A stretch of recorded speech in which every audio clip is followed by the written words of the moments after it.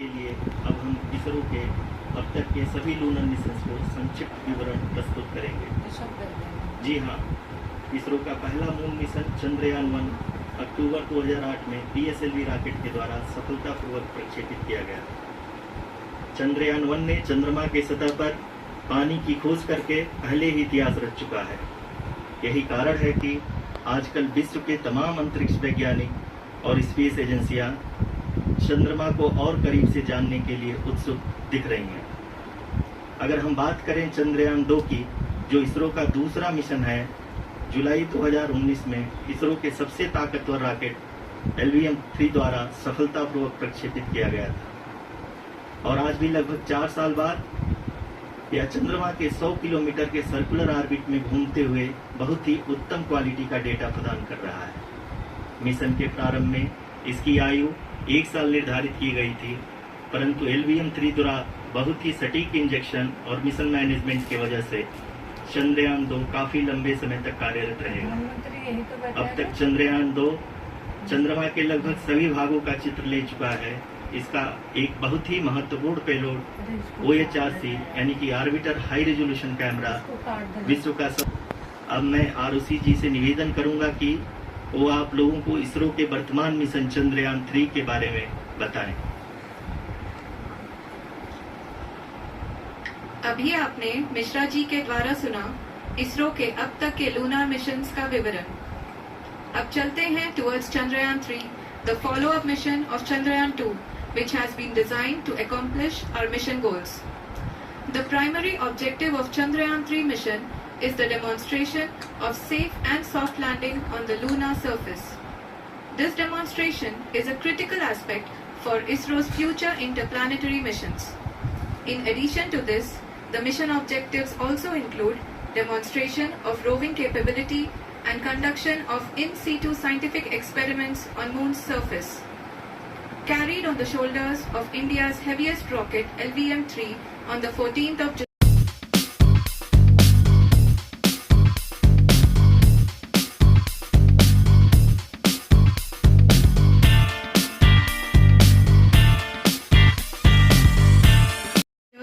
To 7.4 kilometers at the end of rough braking.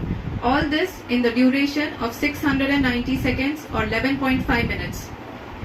Currently, the Laser Inertial Reference and Accelerometer package (LIRAP) is aiding in the navigation. अपनी screen पे देख सकते हैं कि lander अब तक कुल 191 किलोमीटर हॉरिजॉन्टल दिशा में चल चुका है और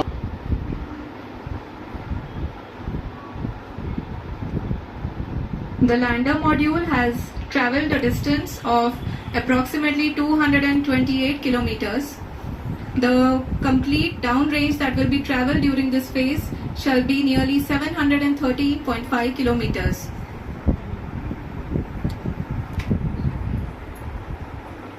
जी हाँ, कुल 745 किलोमीटर के इस रफ ब्रेकिंग फेज में आप देख सकते हैं कि हम लोग लगभग अब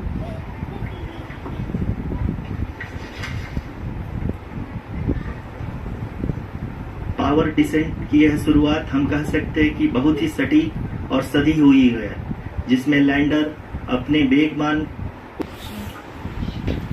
The altitude of the lander module will reduce from 7.4 km. जो भी प्रोजेक्टेड ग्राउंड रेस है उसी पे अपना लैंडर मॉड्यूल आगे चलते हुए बढ़ रहा है। अभी तक ये देखा जा सकता है कि लैंडर मॉड्यूल लगभग 370 किलोमीटर 36 दिशा में चल चुका है।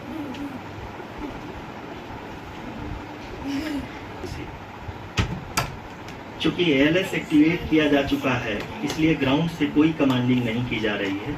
इस दौरान आपके स्क्रीन पे ये सारे डेटा इसरो के डीप स्पेस नेटवर्क से रियल टाइम में आ रहे हैं। इस मिशन में सेकेंड और थर्ड ऑर्डर गाइडेंस पॉलिनोमियल का प्रयोग हुआ है, जो कि इनर्शियल थ्रस्ट और एंगल के हमेशा सुनिश्चित करेगा। You can see that the vertical ALS had already. हाँ, आप अपनी स्क्रीन पे देख सकते हैं कि लैंडर मॉड्यूल जिसकी शुरुआत में वेलोसिटी 1680 मीटर पर सेकंड थे, लगभग 1150 मीटर पर सेकंड हो चुकी है, जो कि एक बहुत ही मैजेस्टिक शुरुआत कही जा सकती है इस रफ ब्रेकिंग फेज के लिए। कि आप अपने स्क्रीन पे देख सकते हैं कि द लैंडर मॉड्यूल का आल्टीट्यूड धीरे धीरे अब कम होता हुआ दिख रहा है, और जो कि एक्सपेक्टेड भी है। अभी हम बात करें करंट आल्टीट्यूड की, तो जो कि 28.6 किलोमीटर के आसपास है। आप स्क्रीन पर ये भी देख सकते हैं Chandrayaan 3 lander imager display. The lander imager is continuously taking photographs of the moon surface, and that is also being streamed here. Currently the horizontal velocity has been brought down and the distance traveled is 574 kilometers. The current altitude is 27 kilometers as can be seen on the screen. जी, करीब करीब अपने आधे सफर को पूरा करते हुए इस rough breaking phase में लैंडर बहुत ही आगे की तरफ बढ़ते हुए अपनी ऊंचाई को घटा रहा है। अगर आप बात करें तो लैंडर की ऊंचाई चंद्रमा के सतह से लगभग 27 किलोमीटर से नीचे हो चुकी है, करीब करीब 26.7 किलोमीटर के आसपास है। The next phase आंकड़े को देखते हुए हम कह सकते हैं कि लैंडिंग पूरी तरह से नॉमिनल है। यहाँ पर हम देख सकते हैं कि हॉरिजेंटल वेलोसिटी लगातार कम होती हुई दिख रही है।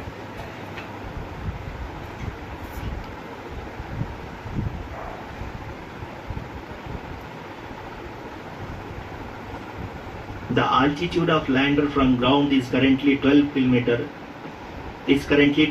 kilometer, which is again going to be coming down, and that is expected. For the viewer, the attitude hold phase, where we will be expecting sensor update from the car band altimeters.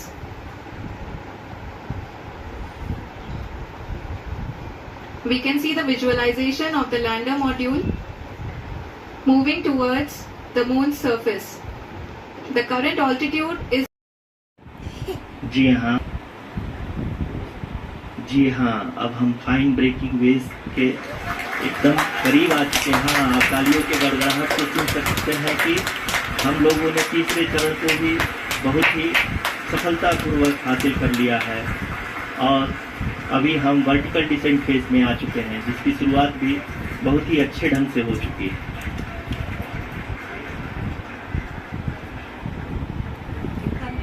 lot of applause indicates that till now the performance has been nominal. We are in the vertical descent phase 1.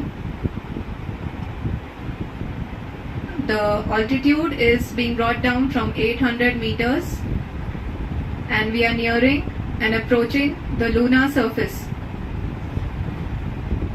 जी, आप अपनी screen पे देख सकते हैं कि lander क्या Vertical velocity is now being constantly reduced and the lander module has begun its descent towards the landing site.